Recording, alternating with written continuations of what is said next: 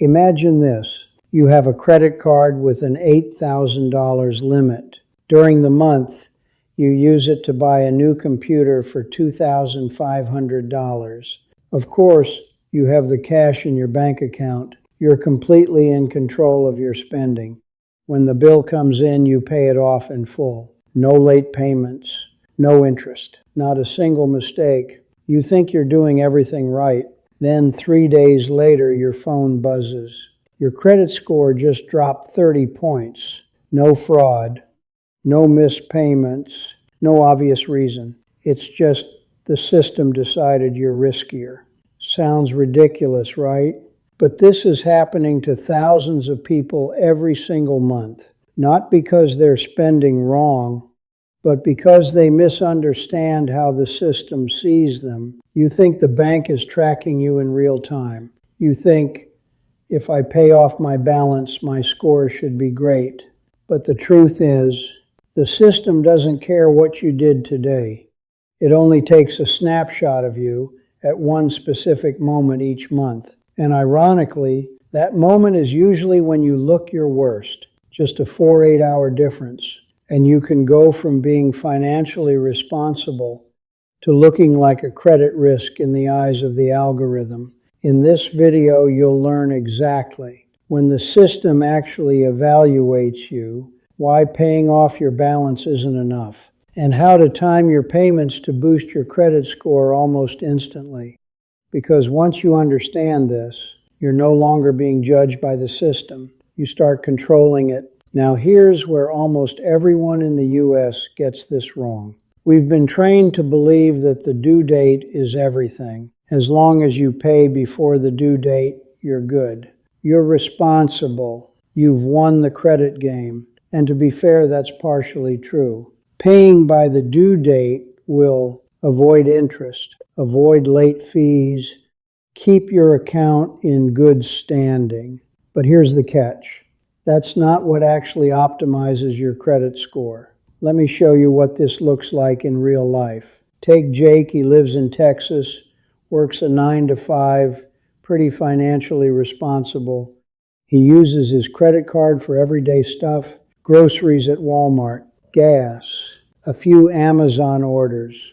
By the end of the month, his balance hits around $2,000 on a $6,000 limit. Totally manageable. His statement comes in, he pays it off the same day. No interest, no missed payments. He even feels good about it. I'm doing this the right way. Then, a few days later, he checks his credit score, down 20 plus points. Now he's confused. Wait, I paid everything off. What just happened? So he starts digging, checks for fraud, reviews his report, even considers calling the bank, but everything looks clean. Now meet Emily. She's in California, a freelancer juggling multiple gigs. She's careful with money, especially with how expensive everything has gotten. Rent, groceries, healthcare. So she uses her credit card strategically to manage cash flow. Every month, she waits for the statement, pays it off in full, never carries a balance. She even prides herself on it. I don't mess around with debt. And yet, her score keeps fluctuating. Up one month, down the next. No late payments, no new loans, just random drops that don't make sense. Here's what both Jake and Emily don't realize. They're following the rule everyone talks about. Just pay by the due date. But in the U.S. credit system, that rule is only about avoiding penalties, not optimizing your score. Think of it like this. In America, your credit score affects everything. Getting approved for an apartment, financing a car, even job background checks in some cases. It's like your financial reputation. Now imagine this. Jake cleans up his finances on the 15th. Emily pays everything off on the 18th, but the system, it already took the picture on the 12th, when both of them still had high balances. So what gets reported to the credit bureaus looks like this. Jake, high usage. Emily, high usage. even though both of them paid everything off perfectly. So from their perspective, they're responsible, they're disciplined, but from the system's perspective, they're using a large portion of their credit. They look risky. And that's where the frustration kicks in. Because in today's U.S. financial system, you can do everything right and still feel like you're being penalized. But the truth is, you're not being punished. You're just playing by the wrong rule. Because the real game is not about when you pay your bill, it's about when the system is looking at you. And the reason almost nobody talks about this is because it's hidden in a date most people completely ignore. Keep watching, because the next idea might be the most important one in this entire video. Now let's break down what's really happening behind the scenes, because once you see this clearly, everything that felt random about your credit score suddenly makes perfect sense. Your credit score is not a live video. It's a photograph. It does not track you in real time. It does not update every time you make a payment. Instead, it captures one snapshot each month, and that snapshot becomes your financial identity for that entire cycle. This is where most people lose control of the game. There is one date that matters more than anything else, and almost nobody pays attention to it. It's called the statement closing date. This is the day your credit card company ends your billing cycle, generates your statement, and most importantly, reports your balance to the credit bureaus. Not your due date, not the day you pay. This date, let's walk through a simple timeline so you can see exactly how this plays out. Imagine your billing cycle starts on the 1st. During the month you use your card normally. You buy groceries, you pay for gas, maybe you book something bigger. By the 20th, your balance is around $1,500. By the 28th, after a few more expenses, it climbs to $2,500. Then comes the 30th. That's your statement closing date. At that exact moment, your balance is $2,500. That number gets locked in. It goes onto your statement, and it gets sent to the credit bureaus. Now fast forward. A few days later, you receive the bill. You open it, and you pay the full $2,500 immediately. No interest, no late payment. Everything looks perfect.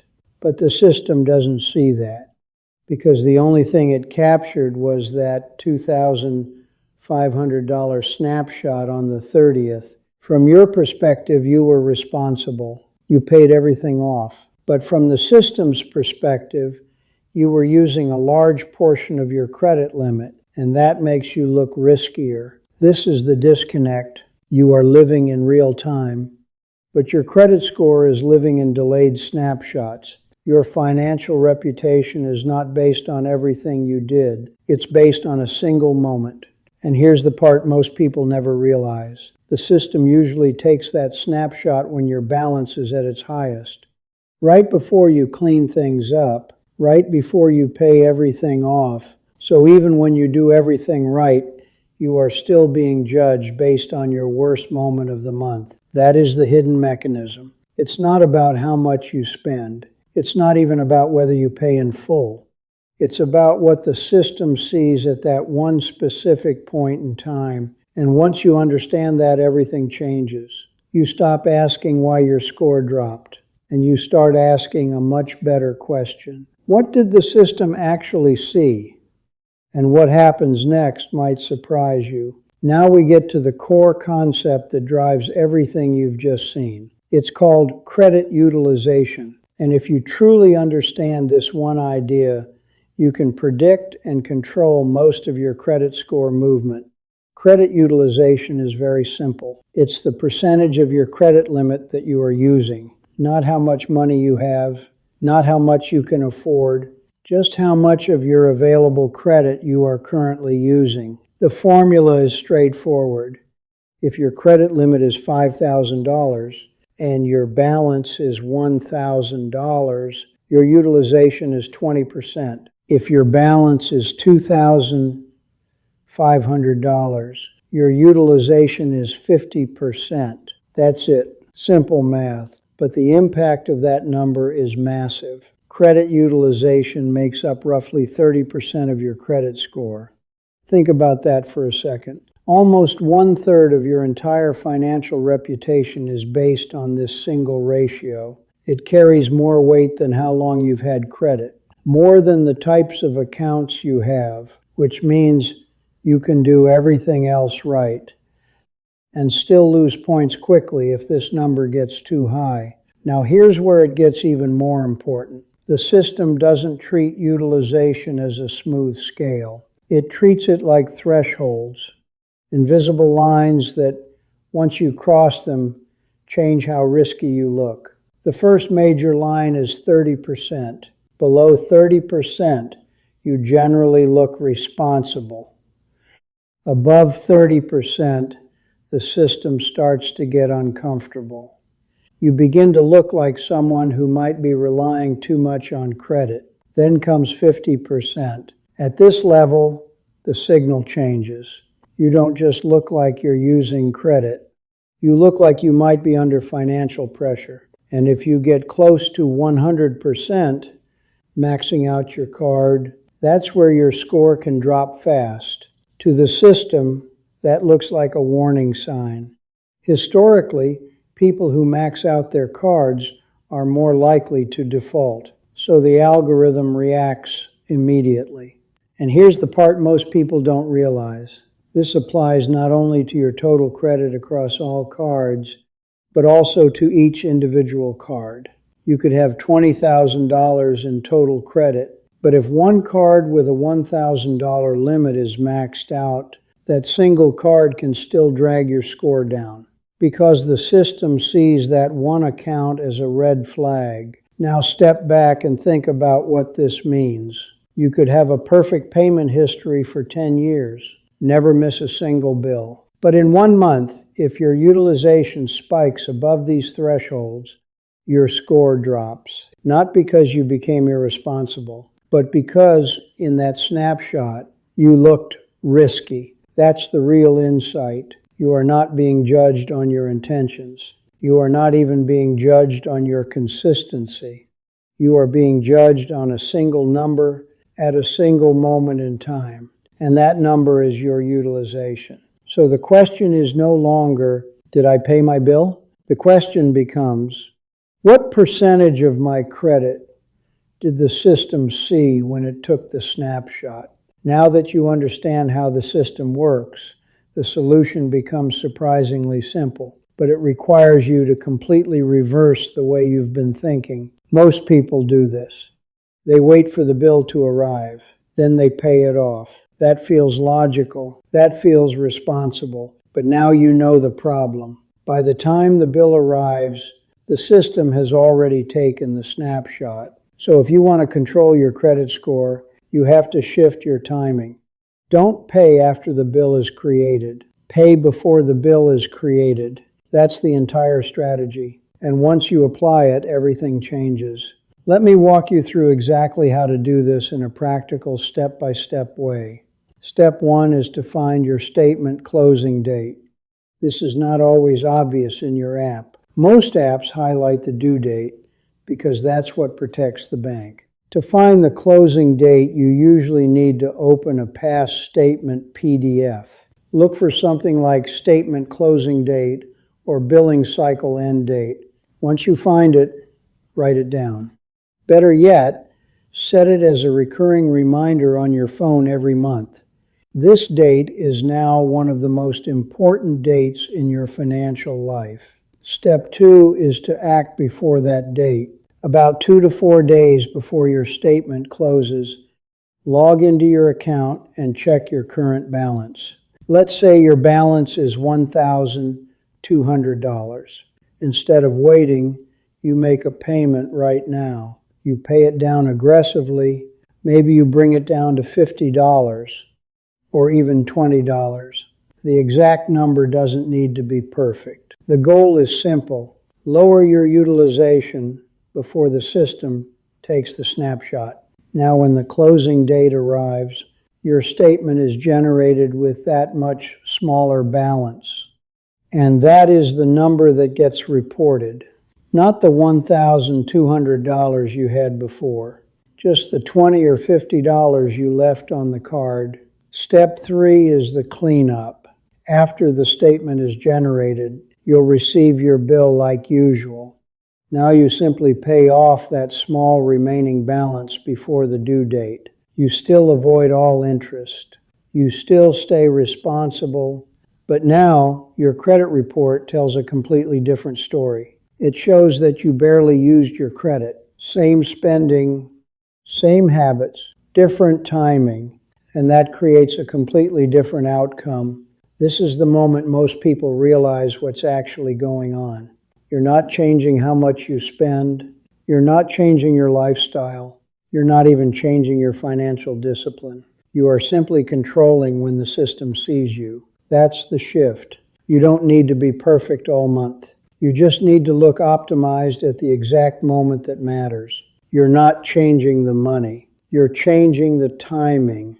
And that is what allows you to move your credit score on demand. Now let's go one level deeper, because this is where even financially disciplined people get it wrong. Most people hear everything we just discussed, and they come to a logical conclusion.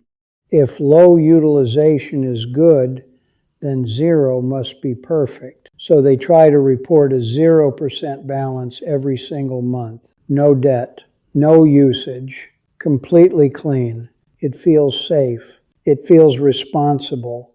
But from a scoring perspective, it's not optimal. In fact, consistently reporting 0% utilization across all your cards can actually result in a slightly lower score than reporting a small balance.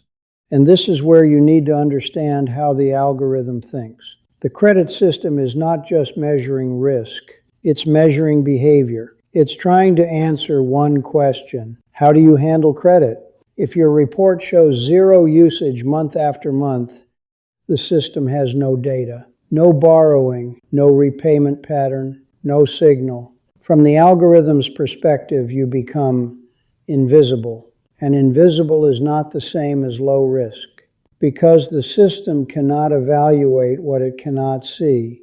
So, ironically, someone who uses credit lightly and pays it off consistently can score higher than someone who never uses it at all. That's the shift. You don't want to show no activity. You want to show controlled activity. This is why the optimal range is not zero. It's typically around 1 to 7% utilization, just enough to show that you are using credit, but low enough to show that you are in complete control. Now let's translate that into a practical strategy. This is what high-level users and credit optimizers use. It's called AIO, all zero except one. Here's how it works.